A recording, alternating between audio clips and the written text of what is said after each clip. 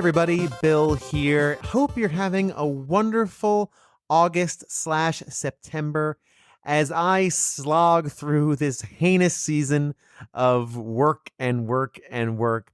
Thank you for checking out these bonus episodes. I'm surprised how well they're doing. I figured maybe 40 or so, 50 or so people would check it out because they may have heard this stuff already, but it's been surprisingly positive, and I am very grateful for that. So thank you so very much. A quick note on the show that you're about to listen to. Well, kind of quick. I don't make quick notes, as you probably know.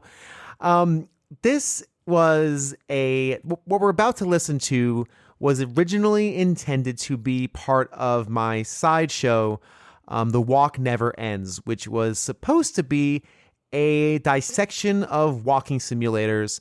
To give you a little history on that show and where it came from, when I first created my Patreon, I had a $5 tier that included 2 sideshows. I decided I could not produce a regular episode of A Gamer Looks at 40 every week. I decided I'd have to do every other week, and figured, hey, if you want content every week again, you can sign up at the $5 tier and get 2 bonus shows. One, The Walk Never Ends, which is the walking simulator show, and the second, Tales from the Bargain Bin. About a month and a half into it, I decided that model wasn't for me. It didn't feel right to me to have content featuring other people behind the paywall, because this show was designed to be for people, for you, the listener. And if anybody took their time to do an interview or talk about a game, it didn't feel right to have that only available to those who pay for it. That should be to everybody. If you're a podcast and you do that, no judgment, honestly and truly, it's fine. No judgment whatsoever on that. But for me, it just wasn't going to work for me. So Tales from the Bargain Bin, which you've seen a bunch and we'll hear a bunch more, those were intended to be patron only. Those went on the main feed. And then it was supposed to be The Walk Never Ends. Problem is, I don't know a lot of people who want to talk about a walking simulator. Clearly, it's extremely niche interest. So I haven't done many of those. If you want to talk about a walking sim, just let me know. I'd love to have you on the show, and we can kind of resurrect this series. The only episode other than this, which we're about to hear, is the Stanley Parable. That is a patron-only show, and that's going to stay patron-only for a while because my patrons paid for it, so that's going to stick around there. But the second episode was supposed to be about the game Abzu, and I did this episode with the Well-Read Mage for my show, and after doing the episode and recording it, the Walk Never Ends should be around a half an hour, 45 minutes, just like, the Tales from the Bargain Bin. This conversation was a little over 2 hours. It was a long conversation. And about halfway through, I realized this is a better Mage Cast episode than a Walk Never Ends. This is not side content. This is meaty stuff that Well-Read Mage and I get into. So I gave it to him. Like, here, you know what? It's your. You know what? Yeah, it's better off being your show.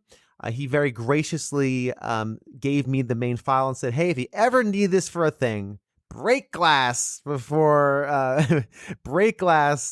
you need it kind of content. Here you go. And so I am. So what you're about to hear was part of episode 75 of Mage Cast. It is the episode on Abzu, the swimming simulator. And this is about maybe 5/8 5/8 of the conversation. If you want to hear the entire conversation, Mage Cast episode 75, like I said, and you'll hear everything. There's a really amazing section where Red talks about the some of the theological themes in this game, which kind of blew my mind. But again, trying to compact things and keep them within reasonable length. So this is a cool one. Thank you for checking it out. This has never before been heard on this podcast.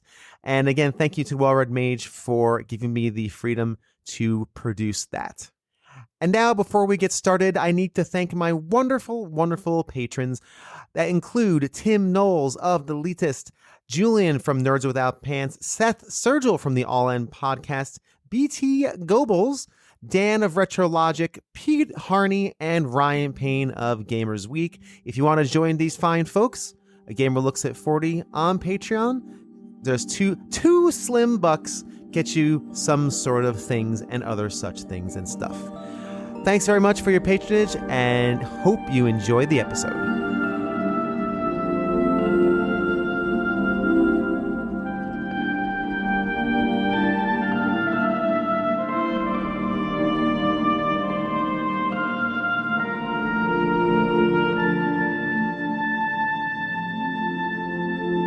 All right, my friends, welcome to another episode of Mage Cast. We're going to take a deep dive into the underwater world of Abzu today.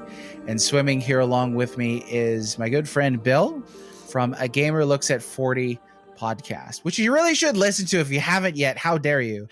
Bill, how are you, sir? I'm doing well, Red. Thanks so much for having me. I agree. You should listen to that show if you haven't yet. You should. I mean, just like I said, he's a jolly guy. He's well spoken. He's soft spoken, so he's easy on the ears. Yes. Yes. And I feel terrible. Obviously, we were talking about this earlier. Not to rehash, put salt on old wounds and stuff like that. But you said thanks for having me. Essentially, you're having me, though. Yeah. Somebody's having somebody. It's a mutual having, I think, is the best way to put it. This was intended to be, so I do a series on my show. It's kind of breaks up between the main episodes of A Gamer Looks at 40. I do two side shows. One of them is called Tales from the Bargain Bin, where my brother and I talk about the rando games we got from well-meaning family members as a kid. Do they still hold up? Are they any good? Etc. And then the other one is The Walk Never Ends, which is an exploration of walking sims.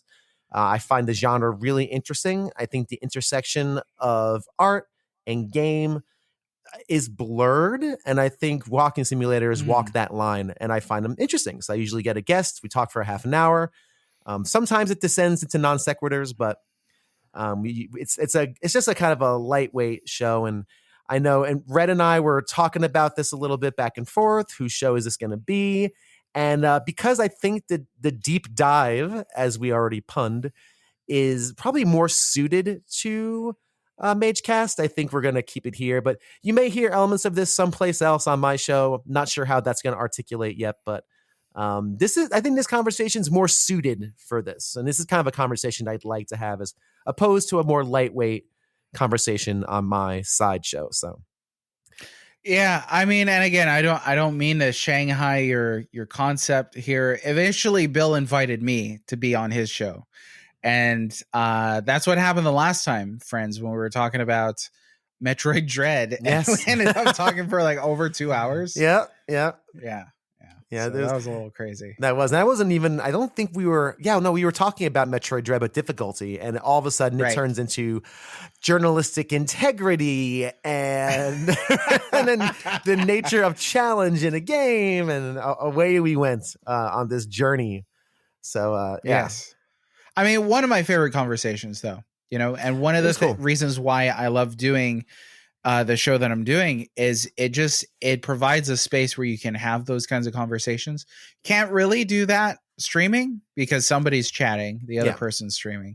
You can't really do that blogging in like a comment section. Certainly can't. I mean, Twitter is not designed for long form conversation.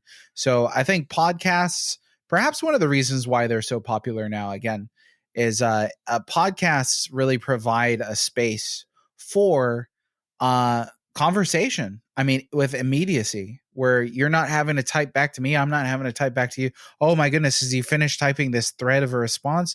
And then you have to like number your tweets and all this stuff. It's just this is much more natural.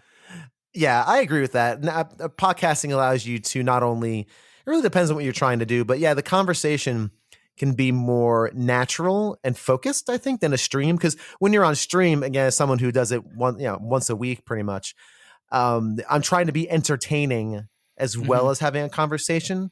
And while podcasting is different, it's like a different type of performance. It's like being in a recording studio as opposed to performing live. kind of how I feel about it. It's a different energy because you don't have other people to feed off of. So it requires a little more thoughtfulness, but I agree. Yeah, I think this is the perfect forum for this kind of conversation, because it is two people with two different opinions, hopefully or possibly, and as opposed to a video where it's just one person or anything like that. Right. I know the last time we ended up pretty much agreeing with each other, whereas it sounded like we really didn't at the start of the dread conversation, right? The dreaded conversation. The dreaded conversation. But what, I mean, is that part of, that's what attracts me to podcasting. Like, so what attracts you to podcasting? What keeps you doing your concept? Stories.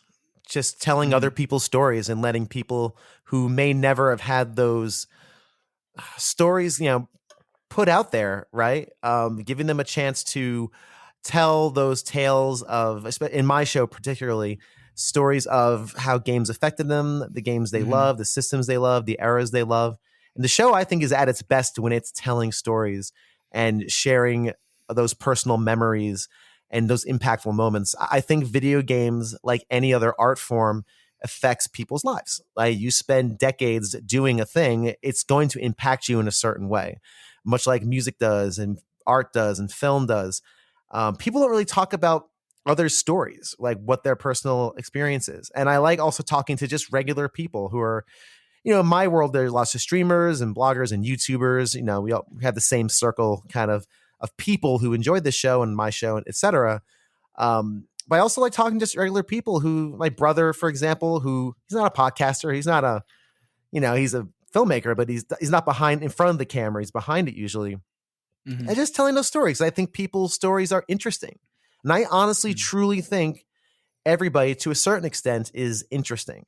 You know what I mean? Like, I don't think you can go through this life without a few good stories under your belt. And if you play video games for any length of time, that's what you're going to have a couple, even if it's something as simple as playing with friends, or something as deep as, playing The Legend of Zelda changed how I look at, life, or changed how I look at myself as a person. Or one example, inspired me to pursue the career I do. I had a really going from last year where a gentleman, he played The Legend of Zelda when he was 6, couldn't get anywhere, cried, as you do, because that's his year. And then 2 months later decided to retackle it and wrote this 60-page tome of maps and tips of where everything was. And then he realized, I love solving problems. And that's what he does for a living. He solves problems. So it's interesting how the game, and that's kind of what the show is about. I try not to be nuts and bolts. I try to be, I almost said hearts and minds, but that sounds really, really cheesy and bad. So I'm going to walk back from that, but it really is about the heart of the genre, the heart of the medium, as opposed to those nuts and bolts. Absolutely. There's the title. Mage Cast. Yes. Episode 75. This is absolutely not a swimulator. That's so good. That makes me very happy. Thank you to Metroid Mike 64 for coming up with Swimulator. And thank you to Octorock 1982 for coming up with Absolutely, which, I mean, when he dropped that, kind of blew my mind. It's like, there it was in front of me the whole time, and I never saw it. And I feel ashamed. How sad. Abzu. Shame. The box of shame. Abzu was developed by Giant Squid Studios and published by 505 Games in 2016. And I believe that's when I first played it. When did you first play Abzu? A couple weeks, last week. Last week? Oh, okay. Yeah. This is one of those games that was sitting in the old, sitting on my PlayStation forever. It might have been at 2016, 2017 when I actually bought it, and just never got around to playing it. We all have those games in the backlog where we're always looking, man, I gotta get to that thing, and then something else comes up. So Abzu was one of those games that just kind of sat there on the shelf, on the virtual shelf, I should say. And so I'm very, very happy to have played it for this recording. So you're gonna cut right through my 2016 nostalgia right here. Can you be nostalgic about like 6 years ago? I guess nowadays you can be, right, with everything that's gone on in the last 5 years. Right. I think you can absolutely be nostalgic about the salad days of 2016. Yeah, it's totally, I mean, tongue in cheek, because people pretend like 20 years ago is like ancient Yeah. Greco-Roman history in gaming. It was like, that's only 20 years ago. Yeah. That's not that long ago. And they're like, oh, you're just nostalgic for the early 2010s. Yeah. Like, that was like 10 years ago. It's not that long ago. Spoilers, by the way. It is appropriate for this one. Sometimes I'm, like last episode again, we were talking about retro Spider-Man games.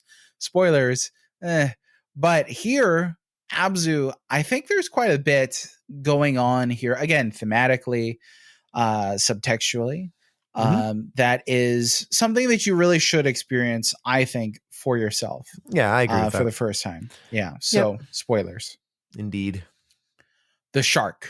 The shark. Okay, the shark. Because like replaying through this again, I was like, oh, there's the shark. The first time I played through this, first time you played through this, Bill, how'd you feel about like the first appearances of the shark? I jumped. I jumped and gasped, and I'm like, oh, I didn't think I didn't think this kind of threat. And then for the rest of most of the experience, I'm looking behind both shoulders, like, when does that creature come out and chomp my good buddy again? It definitely put a jolt in me, and it was a nice jolt. It was fun. I was like, oh, that's fun. It was a good choice. Yes. It's very well done presentation of its emotional key points. But I think that changes, unfortunately. It's like when you watch a horror movie more than once, you're like, you know where the jump scares are. Yeah. First time you might not be ready for it, especially if they do a fake out. It gets all quiet. And then they're like, nothing's going to happen. And then you turn around and it's there. Yeah. The shark, though, those jump scares with the shark, the appearances of the shark, the way that music is used with the shark, that hits you hard early on your first playthrough. And it's not quite the same on the other playthroughs. So I'm glad to hear that you had the same experience that I did with my first playthrough. I mean, but I think also when it comes to like horror movies are a good example of that. Even though if you know it's coming, for me at least, you can appreciate the craft of the buildup. Yes. And that's, I think, what's fun about horror, especially if you, again, know where the jump scares are. And I don't love jump scares personally, especially if a movie or work leans really heavily on them. Once or twice in a game or a film, that's fine. That's part of the tension and building tension and false expectations and all that. But I love looking at it. It's kind of like if you listen to, we brought up comedy during our, what was that? I think it was our Maniac Mansion. It's like comedy. If you know the joke, if you heard a joke 3 or 4 times, it's not as funny. It's now gone to entertaining. And now you have the opportunity to look at that joke and examine it and be like, ooh, I love that. It built up to that. The word usage, the rhythm. Same thing with like a jump scare in a film or a game. That's kind of the fun of it. So the craft, again, it's the craft. I mean, people say comedy is subjective and maybe hilarity is subjective, but comedy is a craft. I mean, comedians have to work on that, Yeah. And we covered that, folks. If you want the conversation on comedy as a craft, go check out the Maniac Mansion episode. That was fun. It was. Bill was there too. So I was if you there. get tired of hearing me talk, you can hear him talk on that episode. A couple of mage facts here. First one, Abzu draws heavily from ancient religion, mythology, and mysticism, particularly Sumerian and Babylonian beliefs, though I think also some medieval mysticism beliefs. So that's why I threw mysticism in there. Unfortunately, in the information age and the misinformation age, it's very difficult to track down some specific answers to questions. And we'll get to that a little later, I think. It's an interesting subject matter. I think people that write on it need to use some dang footnotes, though. Let me freaking tell you. Yeah, my gosh. If there's a messier topic online to try to research, I haven't found it yet. But that is one of them. There's entire documentaries where they're like, "Hey, this is this," and you're like, "How? Where? Right? Where did you read that?" And they're just like, "I made it up." So, Music was composed by Austin Wintory. Yes. Who also did Journey, Banner Saga, Flow, I believe. Not Flower. That was somebody else. Right. But Austin Wintory, one of my favorite modern composers. Amazing work.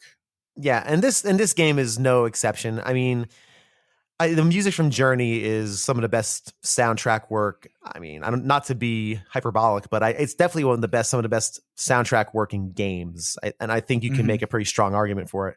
I don't think this is quite that level, but it's still gorgeous. I mean, and in the game that relies so much on mood and atmosphere, that music has to be spot on, because without his work, it was just wouldn't have been the same experience. This is the type of game you really should play with the sound on. I know a few people in my world who play games with the sound off a lot. And it's interesting to me. I'm like, wow, how do you, I don't know how, I don't know how you could possibly do that, but they do. And this is one of the ones I would say, no, you need to, it's part of the experience. You can't do this without sound or music on. They just, yeah. We mentioned before on this show, music, especially in games with no dialogue, or music in games pre-voice acting, music is the voice of characters a lot of time. Music informs you as much as the visuals do in some instances, and like you said, this is absolutely one instance. So shout out to the amazing work of Austin Wintory. Also the sound designers who implemented the score into this game in such a way that it fluidly evolves and changes as you kind of move through this underwater world. So that, like when we were talking about the shark earlier, the music will get much more menacing when you're on. You don't hear the dun dun dun dun dun dun. Dun. No, but and props to Wintory for kind of reinventing a shark theme without having to draw from Williams. But yeah, the way that the music changes from menacing to awe-inspiring to magical to whimsical, as you move through the world, I think is just exceptional. Some of the best. Very strong flavor, but some of the best soundtracks I think have come out of this man, Austin Wintory. Great work. Yeah, again, he just does such a beautiful job understanding the subject matter too. Like he really understands the world his music's going to live in and flavor. And again, it all just sounds beautifully almost aquatic, right? It sounds like it belongs in that undersea world. And like you said, it creates a little whimsy when needed. It creates tension when tension's needed. It's really a pretty extraordinary piece of work by him. Yeah. I mean, you have to give him kudos for coming up with choral music when there's choral in the background. Right. Hey. Abzu shares a lot of the same developers who worked on that game company's Journey. Sunny Slim on Twitter said, it was a lot like Journey for me, semi-linear exploration set piece kind of game. And that's not, by accident for sure. I mean, that seems to be by design. I would go so far as to consider Journey and Abzu to be really counterpart games. Yeah. Different sides of a similar coin, can one, of course, very dry and, obviously you open in the desert, but you go different places in Journey. You take that journey, where here we're just kind of in this aquatic world. It's got a lot of same DNA, and it's not surprising that it had the same director and composer amongst other people who assisted on it. So, it's definitely a companion piece. I don't think I like this as much as Journey, because you don't have as much freedom of expression as far as movement goes. That's why I think what I love about Journey is not only is it is pretty much a straight line from beginning to end for the most part. It makes you feel like you have all of this wonderful expression floating and everything else. Here you can explore the environments, but it felt very one place to another, and it felt a little more, we're in the underwater area. Now we're in the mechanical, now we're in the ruins. Now we're in mechanical. Now we're touching the glowy orb back into something else. And it felt like it was a little more, not rote, that's not the right word, but a little more structured, I think, than Journey, which felt like this very natural progression of environments and places and things like that. So, I think maybe compartmentalized is a word I might say for that, where Yeah. it feels like each area is self-contained, Yeah. and maybe the connective tissue isn't so obvious. Mhm. But I think that Journey has the benefit of you seeing the end goal from the start of the game. And so okay, I need to reach this glowy beacon on top of this mountain. Mhm. That is what you're heading towards. Whereas in Abzu, when you start off, you're just in a area in the water, and you just start moving through areas without maybe a semblance of real direction or purpose. And I feel like that's a big distinction between these two games. Yeah, I think that makes a lot of sense. And I think there's a big miss here. They missed the opportunity for a co-op mode where someone could drop in as like a manta ray or or a turtle. I would love that. I want to drop, and then maybe because a big mechanic of this game is riding the sea creatures that you find within the environment, and then it gives you this lovely little tooltip of what the animal is, what the sea creature is. Remind me a lot of like the old edutainment games from the mid 90s, like Underwater Adventure, where you kind of like float around this, slideshow version of a underwater area, and the piranha fish, give you some facts on it. But that's obviously, this is better than Mario Teaches Typing. This is, but it's not quite as good as Journey. No. I would say it's like a half step down. It's a very good game, but again, I think evoking the names of masters, because Journey is a singular experience everyone should play. It's one of those games that if you're a fan of the medium, it's required. I've used the college analogy a lot, but if games were a college, Journey would be required for every major. Like you would have to take Journey. So yeah. And that's a hard sell, though. I mean, I've tried to sell it to people a couple times. It's one of my favorite games. It's actually the very first topic for this podcast, Mage Cast. And a rough listen because there's 3 guys talking into one microphone. Oh boy. Just like a cheap USB mic. So oof. But we did our best. Now, of course, we have the power of technology. But with Journey, it can be difficult, I think, to sell the game to people. I would echo all of the sentiments that you've said, Bill. But it's difficult saying like this is required reading, and then somebody plays it, and like 2 hours later they're like, I didn't get it. Yeah. Yeah. I think there's subtlety there, though. There are things to appreciate in Journey that it does differently that we just take for granted, that we just completely gloss over. Yeah, I think it does. I think there's this game does a lot really beautifully well, in the same way that Journey does things well, that it gives you this beautiful sense of scope and space and environment. And while an underwater world is more contained, to be fair, the environments in Abzu feel like giant fish bowls. Right? You're from one fish tank to another fish tank to another. I don't mean that to be reductive. That's just the nature of how the underwater world works, right? That's just, and obviously you need to put in walls for a player. But even within that world, there's so many little things to explore and find. I don't think the game does a particularly good job of incentivizing that exploration, other than just saying, hey, you're here because you want to explore. Like, what this game is all about. You bought it. So here, explore. But I always, sometimes you need gamer treats within the environment, like little collectibles or that you can get or not get.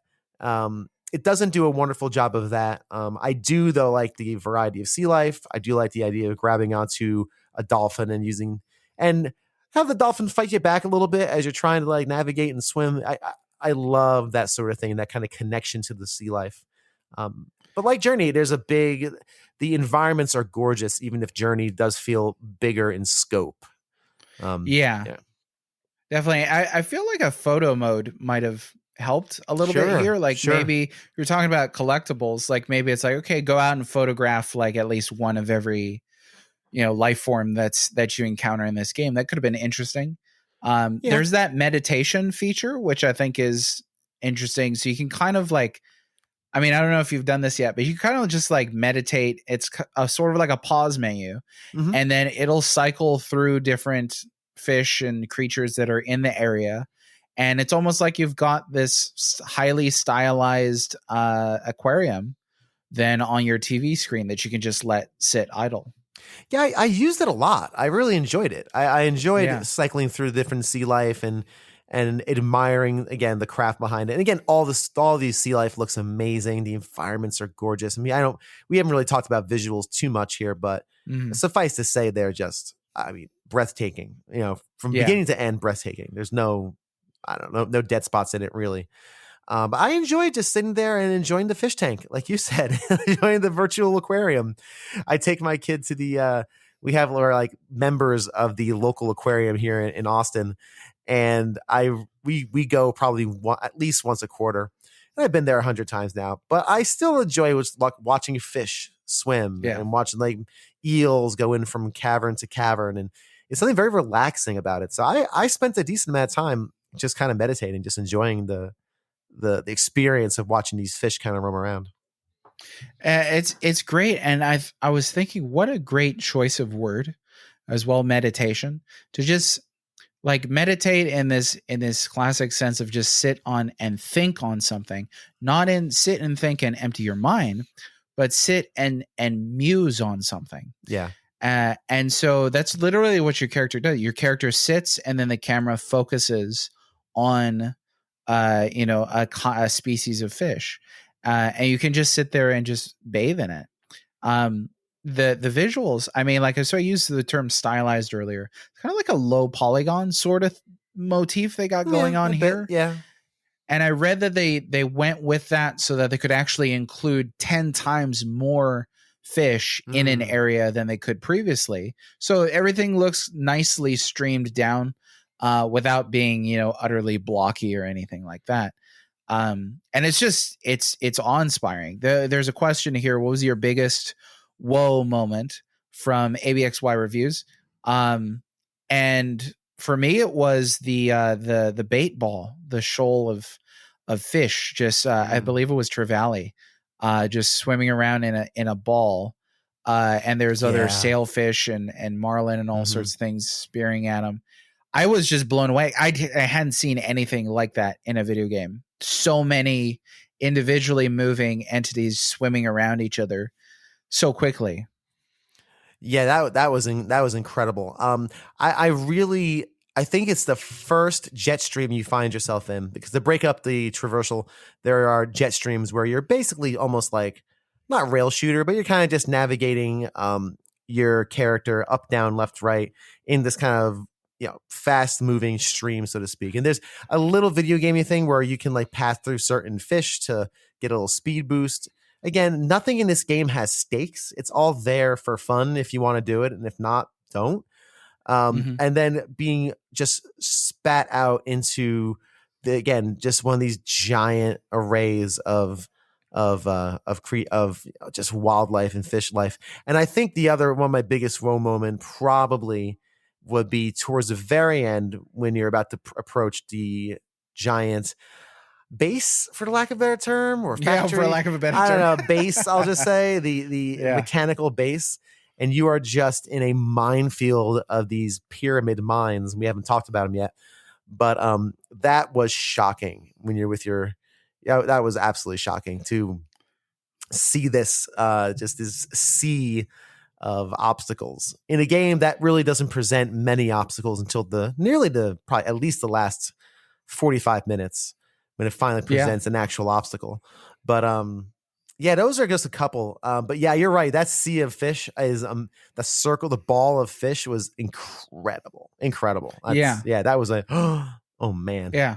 I mean, more astounding to me than like seeing the peach fuzz or hair follicles on a character in a video game. I was like, I've seen human beings, but like I've never swam up to like a ball of fish like that, a huge shoal of fish being predated on. And I mean, being able to kind of just move through that and view it from any angle and see that it's not like a solid object, that it's comprised of multiple objects that will swim in different directions as things pass through them. I was so astonished. And Abzu to me is a really special game. Having grown up around the ocean in Hawaii, spent a lot of time fishing, a lot of time diving.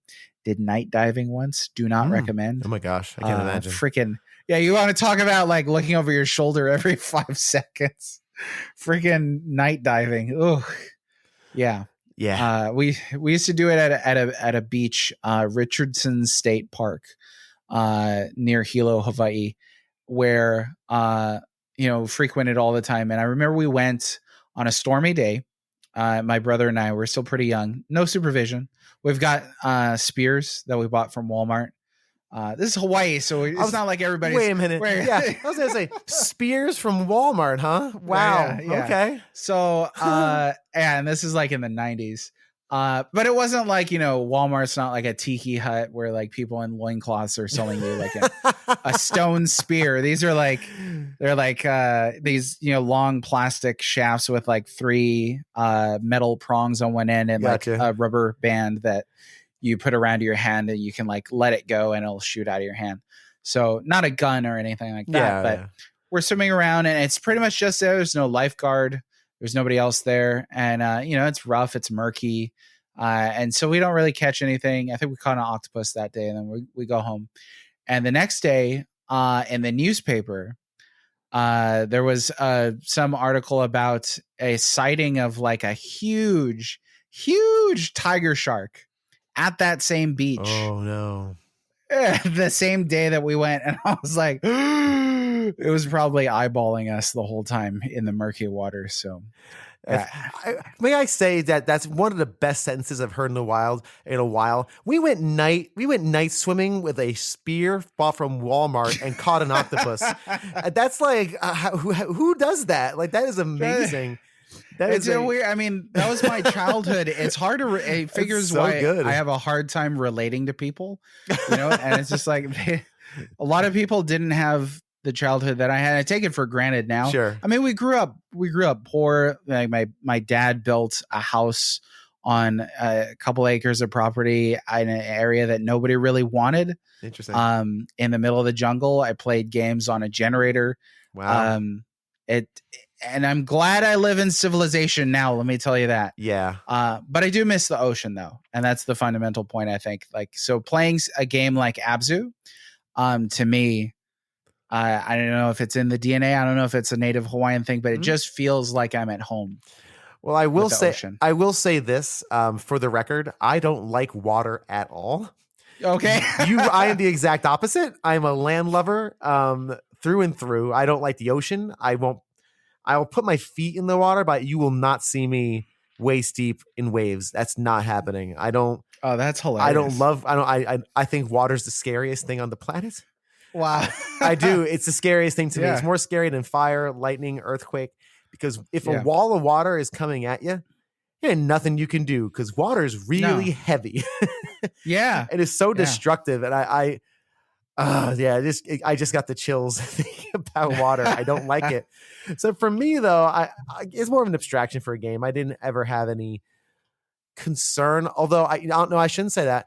Whenever I found myself in a dark place or in a confined space, like there are parts in Abzu where you can kind of go underneath the, a bit of coral or a rock facing, and there's like a big hole or a little cave you can go through.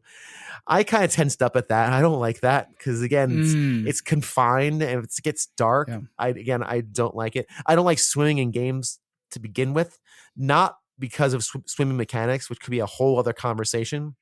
And you actually posited this on Twitter that, not all water-based levels are bad. Not all swimming levels are bad.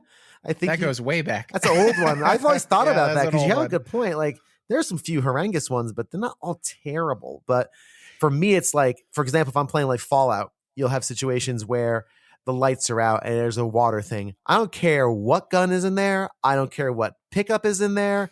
I am not diving my hand under there because some creature is going to go "Brr!" and attack me. I don't like it. No, water freaks me out. So I'm the opposite of you, sir. I mean, before you go so far as opposite, that is something I completely empathize with. I don't want to say like that I'm so fearless of the ocean or anything like that. One of the things that was kind of drilled into us a lot growing up.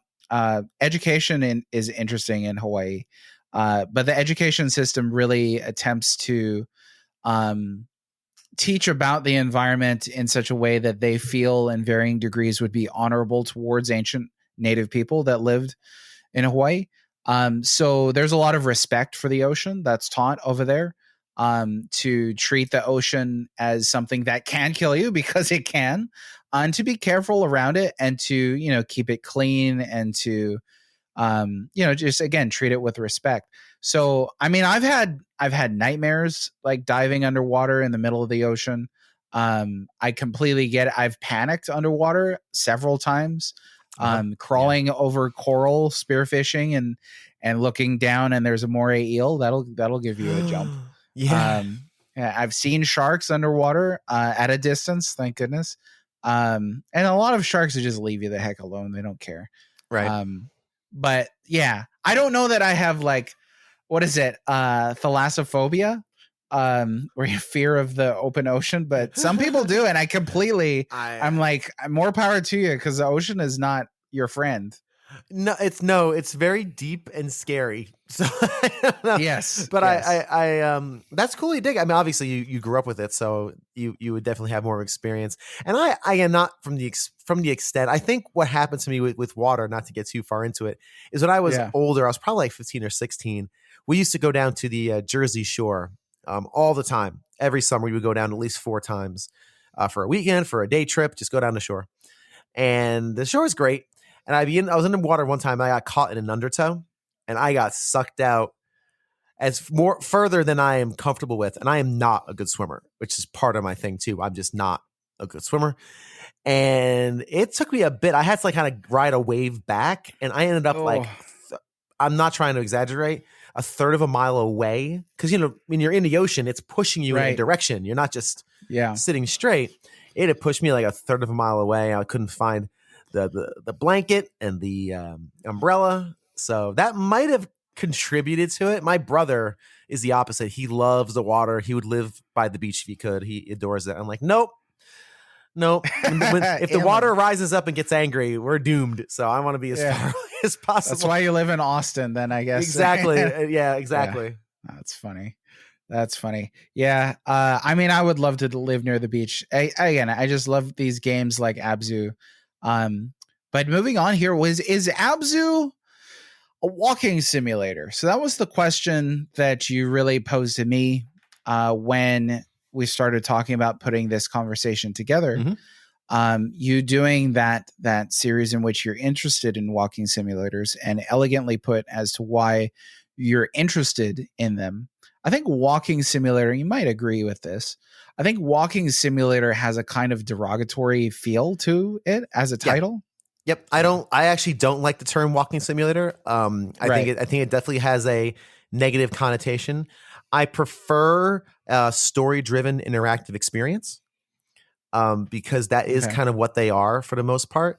And that's, to me, that seems more apropos than walking simulator, because like you said, it always has a negative connotation, which means all you do is walk, right? You don't do anything else in this game. And since this is, you know, I didn't consider this I really was kind of considering it for my series, but you're right, because this is just a swimming simulator, right? Same difference. It's traversal with very little interactivity or agency in the story. And the question becomes, again, is this what's required for a game? What level of interactivity is required for a game? Or can games then just become interactive art or interactive stories? Are puzzles required for a game? Is agency required for a game? Because in a walking sim, you're going along the story, and in this game, in Abzu, you can of course explore. That's fine. Is that level of interactivity enough? Could I make a board game where all you do is kind of draw your Monopoly pieces around it? Like, probably not. There would have to be a puzzle and rules and systems, for lack of a better term, to be a game. So that's why I find these conversations so interesting, because I think there's different levels. And we're going to talk about the big tentpoles in my series, like What Remains of Edith Finch, and we're going to talk about Gone Home and probably her story, even though it's not a walking sim technically. Yeah, so I think in the world of Abzu, I would say it absolutely would qualify in that category that I don't like. But whether or not it's a game, I think is up for conversation. Oh, so there are many questions there. And I appreciate the exploratory atmosphere of those questions as well. I think that like to empathize with the walking simulator kind of being like a negative term. There's a lot of people that look at like Metroidvania as a negative term, overly emphasizing, say, Metroid and kind of forgetting about the Vania, or just overly emphasizing those two games. And so exploratory platformer might be something that they'd say instead. Sure. I think that at a certain point that's potentially too loose, though. Super Mario Brothers 1 is an exploratory platformer. Absolutely. Sure. You can explore the subterranean by taking a pipe down to a secret level. Maybe especially Super Mario Brothers 3, where there's kind of more choice as to where to go. So the difficult thing is taxonomy. And there's no real authorities to appeal to in gaming. So as this hobby has begun to develop, critics haven't even really, I think, come together to say, okay, let's come up with a structure for how to classify, for how to understand. It's not like sciences where there have been experts who have said, okay, we're going to break things down in, family, genus, species, all these things. Right. Whereas for games, it's just like, hey, let's just call this thing after the first two games we can think of. Metroidvania. And just to cut in for 1 second on Metroidvania and Walking Simulator, they're fine as shorthand. That's how I see them. Yeah. I know a lot of people. I know, not say a lot, but I know a few people in that same boat. They won't call a Metroidvania because, for exactly what you said, it's a little trite, right? It's again evoking the names of masters, and it's trite. And I get it. It's overused, sure, but again, it's kind of like Souls-like, or the Dark Souls of, Yeah. It's shorthand, I think, is okay in casual conversation, but the problem is that it's very rare when you find people who want to go beyond that and actually have a more nuanced conversation about the nature of that work. And I think that's kind of the stuff that you do on your show, where you're trying to get to that deeper point. But as far as shorthand, I don't mind it. It's fine. And I don't get bad enough shape about walking sim, even though I don't love it. But yeah, it's fine as a loose category that you can dive deeper into. And you and I agree on that. Absolutely. I don't have a problem with Souls-like or Metroidvania or walking simulator, at the same time being able to acknowledge that they kind of have like a negative sound to them. I think that gaming just isn't prepared for that taxonomy at this point in time, where with Souls-like, I hadn't even thought of that as we started talking. But people are treating Souls as a genre. Yeah. Whereas I played Souls recently, for the first time, really, minus a smattering of Sekiro. Elden Ring is the first modern FromSoft game that I've played and enjoyed. I loved Armored Core, but it's not really the same thing as the Souls stuff. Right. Yeah. And I was baffled. I mean, there were a lot of people that I was talking with who it sounded like they expected me to have, my socks knocked off and just be like shocked at the level of brutality in Elden Ring. And Elden Ring is a tough game for sure. But the whole time I'm playing it, I'm thinking this is Zelda 1. Because it is. Yeah. It's with the combat of Zelda 2. It's an adventure game. It's got role-playing elements. Like nothing really is surprising there, but I think the beauty of Elden Ring is just it does it real well. That said, when you say something like Souls-like, what is that, right? Is it anything that just resembles these 4 or 5, 6 games? Those games in themselves resemble something previous. Sure. And if you trace that back, that's just the adventure genre, I think. Yeah, I had the same experience with Metroid Dread. We talked at length about Metroid Dread, and when we had talked about it, I hadn't finished it yet. if I remember correctly. Yeah, And yeah. of course I had finished it. And everyone told me, you know what? Expect to buckle down. It's hard. It's brutal. It's tough. And I'm like, I play it. I'm like, was it that hard? And was it tricky? Did I have to try a few times? Sure. But I just played it like a Metroid game. I just figured out the puzzle. Like that's all this game really is. These boss encounters, just timing puzzles. You figure it out and you move on. So it's very interesting because also when you use those terms, you know, for example, I'm playing Hollow Knight right now. And Hollow Knight's much harder, I think, than Metroid Dread. There's been a number of bosses I've just had to abandon and say, are these guys side bosses? Yes, I'm not spec'd for it just yet. And you could claim that's a Metroidvania style game, but there's so much more to that experience that labeling it can seem a bit reductive. But I think what we have to realize is that those broad categories are okay as long as we're willing to kind of dig a little deeper and say, you know, what is this game? You know, and we do that with all sorts of different art. You know, I'll listen to something where a music where they'll say, oh, this is rock music. Rock music, that could be 1,000 different things. Rock music. Yeah. Like what is that? You know, like don't use that descriptor. So it's a very similar thing in any art. And I think to your point, how games haven't gotten there yet with that taxonomy, like you were saying, is that it's still a brand new, relatively brand new art form. It's new still. Like we haven't gotten there yet. We haven't even explored what games can really do. We know what games can do and do well, but it's constantly evolving. So I think any description, any category we create is going to be flawed. But I think we just have to accept the flaws of it and say it's a fine shorthand. It's close enough.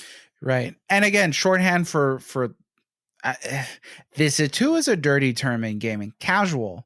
For the casual experiencer, the casual gamer, if you like, we gamers have to recognize that a lot of people who consume games as entertainment are just doing so casually, with no intent to create content, with no intent to follow a news cycle, with no intent to, you know, make leaderboards for high scores or speed runs. None of that. We live, you and I, in a very I was going to say very tightly knit, but it's like we kind of all know the same people, you know? Yeah. We're all kind of creators. We're doing our own thing. We're creating podcasts or streams or blogs or videos, whatever. And I really think that like we don't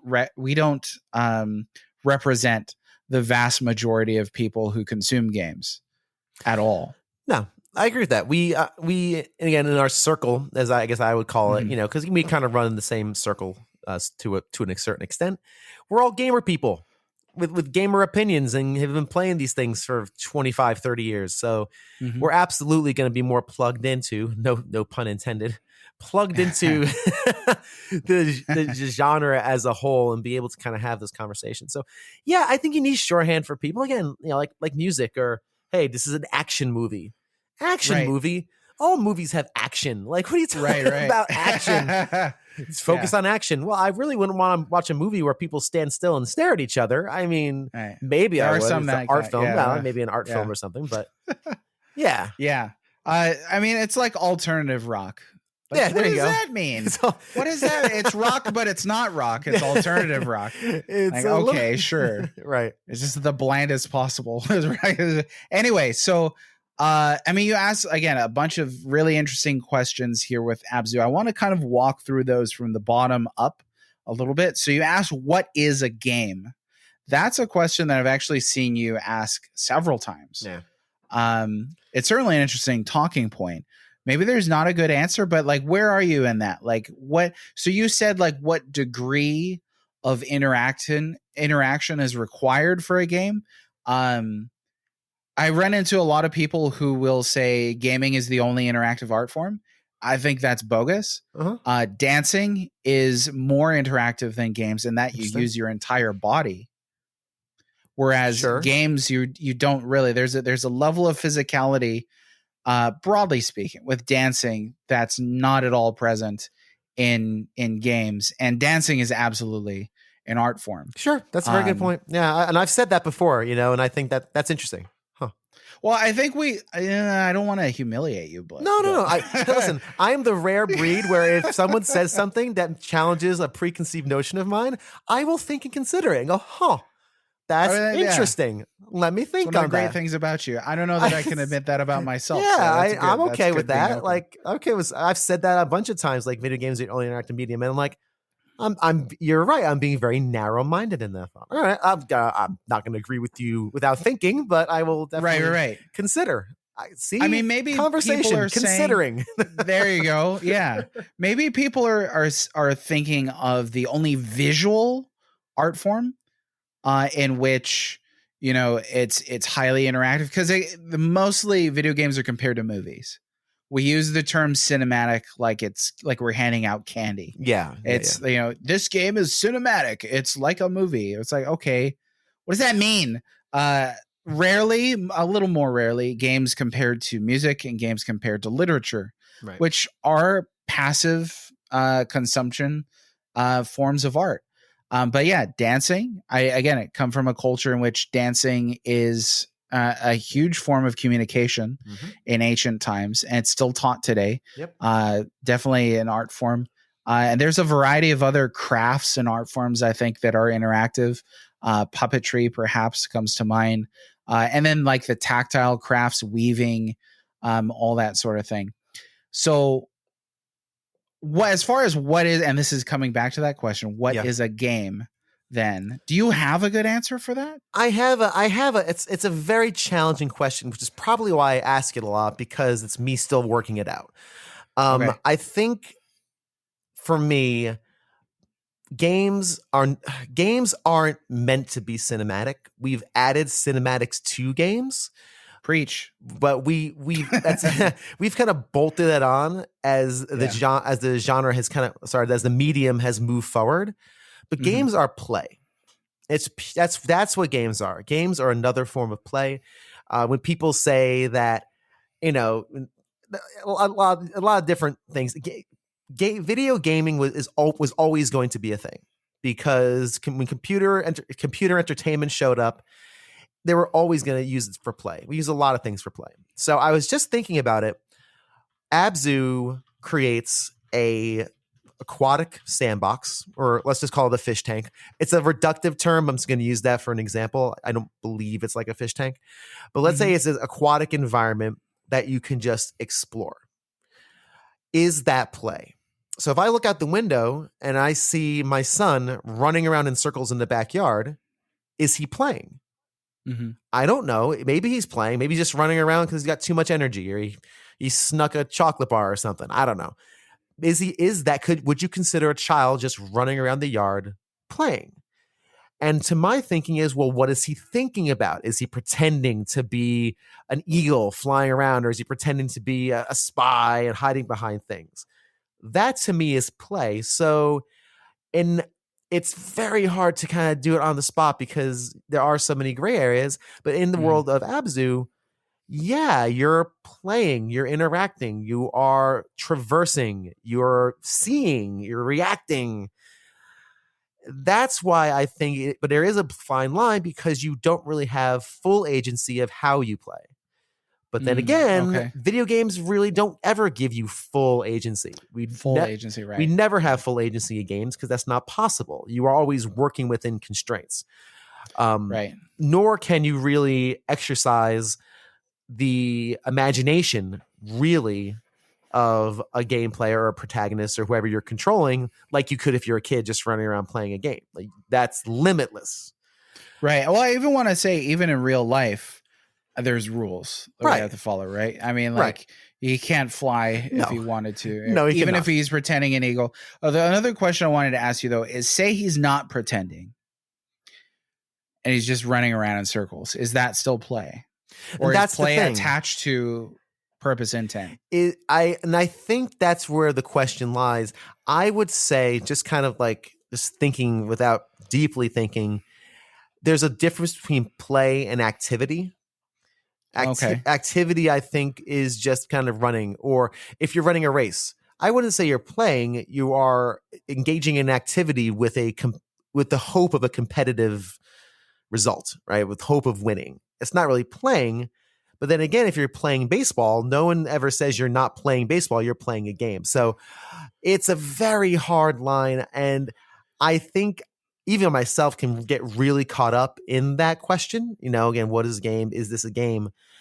Where I think in the world of Abzu, I think I would qualify it as a game. Only because I think definitely towards the end, because towards the end you encounter these triangular structures or these almost like bombs. And if you get too close, the bomb explodes. And even though nothing really happens to you, you get shocked and you're paused for a minute progressing. I don't think there's any stakes. I don't think it's like hit 3 times, you die or anything. I don't think. No, since I don't think so either. The game is presenting you obstacles to navigate, now that's definitely play in my book because you are trying to traverse the puzzles. Before that, you can make the question. So I asked the question because I don't have a great answer, and it's one of those questions I think I've been searching for a good answer for a while. But I think it's also, not to use the evil S word that we sometimes use in these conversations, which is of course subjective. Because I think you can define it. You can define what a game is and what it's not. There is a definition out there. Definitely. I think there's a couple different things there. I mean, I love that distinction between activity and game, or activity and play rather. Like you could say just drinking water is an activity and that it's an action. Hydrating is an action. Right. It's kind of hard to think of hydrating being play. I would tend to lean more towards everything's play than not. So like with your examples earlier, if you're running a race, I think that's play. Borderline a game. I think if a kid is running around in the backyard just for the heck of it, then that's play as well as an activity. Maybe there's like a 3-step tier for me in my brain. There's activity at base, then there's play above that because play requires an activity. And then on top of activity and play, there's game. Game implies rules, implies systems, implies goals, perhaps. Yeah, goals. Yeah. So like we're playing right now. Like I'm playing Abzu. Are you playing Abzu? I'm not at the moment. No, I'm just kidding. No, we're playing. I'm not playing Abzu right now. We're playing, and that you and I are participating in a conversation. And there's a goal to every conversation. Sometimes I think conversations lose sight of goals, but the goal is to exchange information, right? And so my goal as one of the participants in this conversation is to explain my thoughts to you. And your goal is to reveal your thoughts to me and see if there's, any dissension or any harmony in between all that. But I think like there's a lot that we do as adults that's play. Certainly when we go to work and we operate within a certain set of rules, there's penalties if you don't follow those rules. And then there's potential rewards if you do. Same thing for having this conversation, though. I think that if we make ourselves clearer, that's part of the unspoken rules of this conversation. If we present ourselves in such a way that it benefits the content that we create, that's part of the reward system that's in place in putting together a podcast, whether you're a host or a guest, I think. When it comes to something like Abzu, though, that is commercial art, I think that you're absolutely spot on in that you said the mines are a real, definite, clear obstacle to the player. Even if that obstacle just means reducing the or rather, even if that obstacle means forcing you to spend more time in the game than you would like because it stuns you, right? Right. Therefore, preventing you from getting to the end of the game quicker, it's still an obstacle. It's like losing progress in like a platformer, right? Or dying on a boss and having to restart from a save. It's just preventing you from reaching the end of the game sooner. But I think there's other obstacles in Abzu that are less material, such as figuring out what the heck's going on, such as so the game will present you with visual clues in the forms of hieroglyphs and mosaics about the lore context of Abzu. And I think there's a game within a game there, and that you have to use, detective skills and thinking and piecing together all these different clues that you've got to try and figure out what exactly happened, who you're playing as, what the shark represents, what this represents, what that represents, what the machine is, and that sort of thing. And there's definitely a game there as well. So I don't know. I think that I definitely think, in my view, Abzu is a game. I agree with that. I agree with that, especially given towards the late game stuff. I just think sometimes that definition can be rather broad. Yeah. Like you brought up being at work and trying to solve puzzles. Like I said earlier in the episode with the gentleman I spoke to who learned how to solve puzzles through The Legend of Zelda. Solving puzzles could be seen as a game, but I don't think you would, if you ask somebody, hey, when you go to work, you playing a game? Most people would probably say, no, I'm working. Right. And then the question comes to where is definition is a game done for leisure. But then you look at a professional athlete, they're playing a game and they're not just doing it for leisure. No. So that's why I think it's a very interesting conversation, especially back into the world of video games, which were intended to be games. They're with objectives and systems and goals, whether it's a high score or get to the end. And now we're in this world where the games have melded with cinema and with cinematic language, language of cinema, not to get too high and mighty about it. Now that games have melded with that, which Abzu absolutely does. And this is a very cinematic experience that you're playing through. That's what those kind of lines blur. And that's in my show. It's the question is, well, where does it fall then? Is it interactive cinema? Are games just interactive cinema? Can they? Again, in the world of Abzu, I definitely think it is a game. I don't think that's up to too much debate. But there's going to be games in my series like Dear Esther. I'm not sure if you've played that game before. But Dear Esther is basically literally a walking simulator. You just walk. You can't pick up anything. You can't open a door. You walk and you experience. And then you're done. So that's going to be a very interesting conversation. Is that a game? There's literally no interactivity other than the sound of your footsteps. And you can't run. You walk at one speed through the whole game. And it's not a game I particularly like.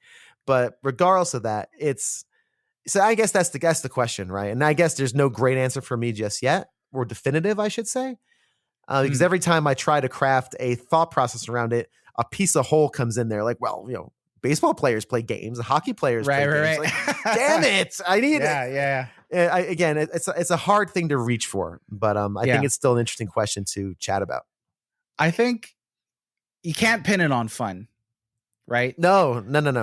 Yeah, you can't say this is a game because it's fun, or this is play because it's fun. Well, fun is extremely subjective. Yeah, I mean, exactly. Yeah, you've played Monopoly. I love Monopoly. Shush. I think I adore Monopoly. Are you kidding me? I've played like basketball. I don't like basketball. Okay. There you go. There's some people that really don't enjoy Monopoly. Oh yeah, I kind of do. My wife hates it. Oh yeah. I think I enjoy it most in my family. But it's one of those games that kind of has that stereotypical response of like Monopoly. I'd rather fall asleep on the couch, doing nothing. There's games in which it seems like you do nothing. Desert Bus came to mind when you're talking about Dear Esther, where Desert Bus is just you drive from, was it LA to Vegas? Yep, in like real time. Yep, and you can't just let the bus drift or you go off the road. So maybe more fundamental and obviously that's not fun, but it's still a game. And I think it's a game because there's still a purpose. Like, you remember when we were kids and our parents would be like, "Are you winning, son?" Or they'd ask, "Did you win, the final boss, or did you win the boss, or did you win the game?" Right. My parents would ask. And as I got older, I was like, well, how do you win this game? But I think every game has either a clear or not so clear purpose towards a specific goal. Maybe that's part of what is a requirement. Like Desert Bus, you don't do barely anything and it's not fun, but there's a goal. Yep. Dear Esther, if you're walking in a direction, every line has to come to an end at some point. If you started at one point, eventually it'll end. So there's some sort of either stated or understated purpose in Dear Esther. And maybe that's because once you have a goal, then you have, okay, how do I get there? And that question brings up systems, brings up rules. You can only move so fast in Dear Esther. You cannot do this. Rules by negative, right? So you can't do this, you can't do that. I don't know. Maybe that's a framework of what is game. I think that's pretty good. And I also think, yeah, but then you get into the conversation. If you wanted to go into another rabbit hole, I mean, feel free. Let's jump into this one. I don't know if we have time, but we'll see. It's then what if there is an end game, what does it mean to finish a game or beat a game, right? Do you have to interact with it in order to finish the game? Do you have to play by the rules of the game in order to finish the game? Like, can I just use Game Genie and say I beat the game? You'll get a lot of people who say, no, you can't. Maybe you finished the game, you complete the game, but you did not conquer the game. Okay, here's a quick answer. Go for it. If you cheat at a game, it does not make it intrinsically not a game. True. It just means that you cheated. So like if I cheat in chess and beat somebody in 2 turns, I mean, you can do that without cheating. But if I did that by cheating, then that doesn't make chess not a game, right? That just makes my experience invalid, whatever you want to call it. Obviously, there's speed running using glitches. There's Game Genie, like you mentioned. But there's still the express purpose. And one thing gaming doesn't like to talk about, apparently, is the intended experience. That's that's correct. That's the intended experience as per the developer, which, it's the intended experience, or I would say non-optimal, like you did it through a non-optimal method. I don't know. Yeah, I would say, against developer intent would be probably the way I would pin that one. But I agree. Even in that, dude, you're creating a meta game.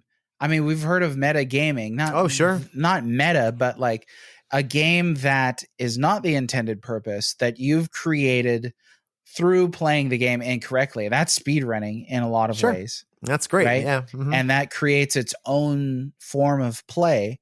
Same thing with Game Genie, or just like cheating at a game, modding a game is another one. Now as a member of the master race, I can't even say it with a straight face. That I have a PC, starting to check out mods, and I'm like, okay, so this completely changes. Because I've been, as an artist and as a critic, I've been about the intended experience my entire life. And now thinking about, okay, how do I break that is completely foreign to me. That won't ever overlap with my critical studies of games, I think. But I'm fascinated at the things that people do to mod a game. Yeah.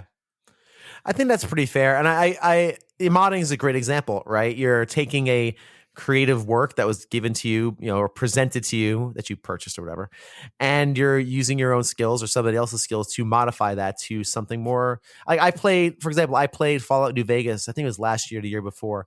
I spent a day modding the heck out of Fallout New Vegas. I modded that thing to the gills because I wanted the little slice of life upgrades, quality of life upgrades it presented. I wanted a proper weapon wheel. I wanted the text to be a certain way. So I think that's different. But I think, again, going back to the core conversation of what is a game, I think one of your commenters mentioned this, where it is an experience. Like it's an interactive experience. If you can interact with it, like no one would ever say a movie's a game, right? No one's going to say that. And I think what we're kind of landing on here is that interactivity is the definition of a game, just like if my son is running around the backyard pretending to be a soldier or a knight. He's hiding behind trees. He's picking up sticks to pretend they're weapons and such. He's playing. But him just running around in circles is not that. It's activity. That's why he can't do it in the house. He can play inside the house. He ain't allowed to run around in circles. That's not play. That's activity. That's just locomotion because your brain is doing weird things. You just have to do that. Right. So I think interesting. And I don't even know if goal even requires for that, to be honest. Because I play with my kid all the time, and I know I know there are games there is no end game. There is no goal Right, to right, this right. game. The goal is for me to stop it when it's time for bed. That's goal. Right. I mean, the goal in the kid's mind might be to play, which is interesting. That's true. Right? That's that's kind of like recursive kind of. Yeah. Okay. Right. The experience itself might be the goal. Yeah. Because I know I'll play with my kids sometime and they want to talk with action figures. And they automatically break it down to this is the bad guy, this is the good guy. I'm like, okay, how do we structure as a writer? I'm like, what's the third act going to be like? Maybe this good guy is going to be the actual villain. But they're not working towards a climax. They're not working towards descending action or anything like that. They're just experience to have the experience. Is the purpose. Kids are weird, man. Man. Think about it. And I guess you could say the same for games, just to have the experience that it's an interactive experience that might just be enough, right? Some of the games that don't end, probably. Yeah. Oh, sure. People just play to have that experience. I know my you play. Are you still playing Final Fantasy 14? I don't know if you are. Heck no, I am not. No, you stopped. Stop. You're done. You punched out that one. Okay.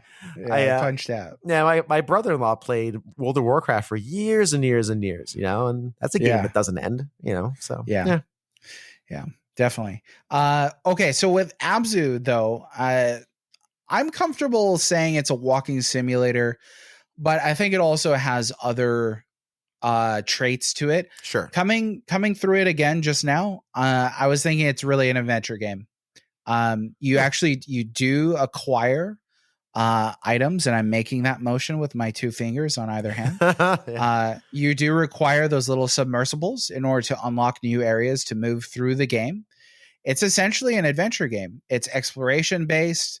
There's a little bit of acquisition involved, and you have a very few items or objects that open up the barriers to the next areas. So like the chains that you can roll up that'll unlock doors and gates and that sort of thing. And the goal is to just reach the end of it. And there's a couple of hazards, but I think we're so used to seeing the adventure genre merged with RPGs that it can be a little tricky kind of sorting out the difference. But I feel like that's what Abzu is. It's just a basic adventure game with a lot of exploration in it. And so much so that people are like, they'll play and they'll be like, is this an art game? Like every game's an art game. What the heck is an art game? Yeah, I know. It's I know. Well, I think you've mentioned this too before, is every game has elements of art in it, but not every game is art, Right there. That's my distinction. Dude, you listen to what I do. Thank you very much. I do. Thanks. I listen. You're amazing. I pay attention, and I think that's a very interesting concept that you mentioned, is because I do agree every game has artistic elements, but let's be honest, not every game has a high level artistic quality to it that based off of objective standards, because we're human beings who live in a world where things are good and bad. And so marry me. That's kind of where we're here. We're here. Taken, my friend, taken. But yeah, man. I agree. I think I agree with a lot of that, man. I do. Yeah. It's funny to me when, like, if you think cinematic is egregious, it's funny to me that like people will be like, oh yeah, Grease, that's an art game. Abzu, an art game. Journey, an art game. Mario Paint's not an art game. What? It's like what? It totally is an art game. Like if you say if anything is an art game as like a classification, maybe one of the most useless classifications, art game. But if anything's an art game, it's going to have to be a game in which you literally do art, and that's Mario Paint. I'm sorry, folks. Yeah, that's the whole point of building, creating art. If we're using art game to just mean it's beautiful, then we've failed the term art game, I think. Yeah, I mean, there's so many games out there that are beautiful that I would. Again, that is a weird. It's a very weird classification. I don't know where it kind of comes from, and I see where people say, "Oh, it's an art game." Again, we'll do shorthand, but even as a shorthand, because we all kind of know what people mean. The commonality of language, right? They mean a game like a Journey or a game like maybe even Shadow of the Colossus, they may consider an art game. It's like, well, no, that's an action puzzle game. Like that's not a. Yeah, it's gorgeous. It's beautiful. Like I want right. prints and paintings of those colossi, but art game, I don't know. And I think a lot of times they'll combine the walking sim with that art game. It's like, well, it's visually impressive and it's telling its story through visuals. Every game does that. Right. They're all doing the same thing. So I don't know. It's as a shorthand, it's a weird one. Like it is. And art game seems to be like, I've heard people use it negatively, like walking sim. Sure. But art game seems to be whatever is like the just slow, no dialogue, cryptic in that sense. And it's just like it highlights a lot of interesting visuals, but it's like it's so nebulous at that point that I personally don't think it's a useful definition unless it's for a game like, again, Mario Paint, or was it that the Dreams game where you're doing like actual like art again? Oh yeah. Mm-hmm. Yep. So Yemi the Ferret on Twitter said we should classify it as an experience. Love that. And he said, especially with Morgan Freeman behind the mic. Could totally see Morgan Freeman. And this is a humu humu nuku nuku abu